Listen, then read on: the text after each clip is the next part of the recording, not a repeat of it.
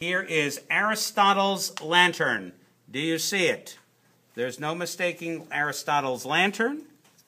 And if I wanted to, we could actually, I told you to do a side view, and that's perfect. I may remove that so people can see it. There's your teeth, and here's your complex jaw apparatus called Aristotle's lantern.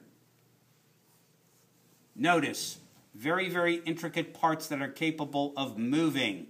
You've got that Xerox over there. We won't ask you the parts, but if you took an advanced zoology course, they would ask you parts of Aristotle's lantern. Here's your intestine attached, right? Feeding, and then obviously the intestine in here. It's a little mushy. And do you see this right here? I'm taking this out. Gonad. In many parts of the world, it's quite edible. Anybody have a Ritz cracker? At any rate, that is gonad right there.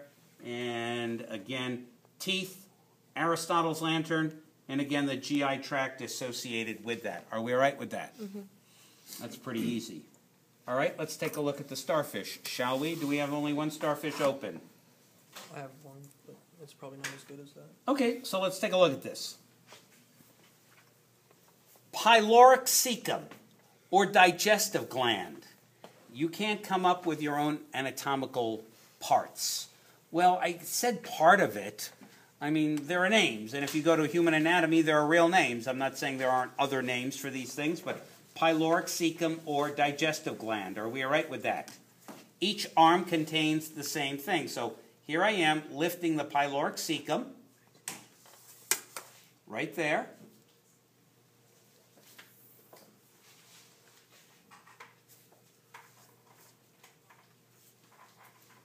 And these bubble-like structures, ampullae, which force water into what?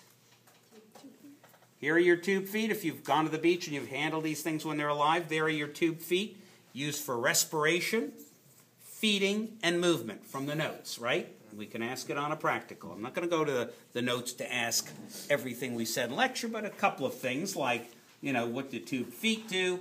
I think that's reasonable. Gonads, this is not reproductive time, so the gonads have greatly shrunk, and so right there, do you see that? Hardly worth even showing.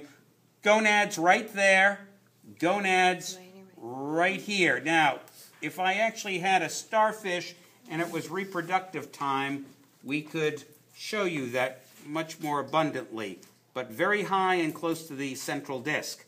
All right, the water vascular system, a series of hydraulic canals that bring marine water into the animal under pressure and drive and move the tube feet, right? So do you remember how that goes?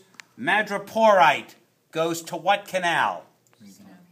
Stone canal, which goes to the, out to the radial canals. This is called the ambulacral ridge, according on your notes. Under the ambulacral ridge is the radial canal. From the radial canal, it goes out to the what? Lateral canal. From the lateral canal, it goes to the ampullae, which are right here. From the ampullae, it goes to what?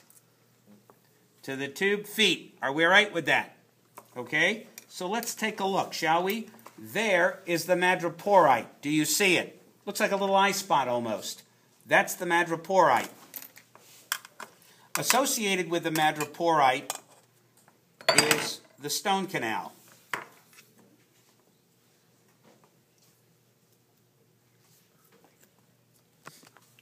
And these can be quite something to open up.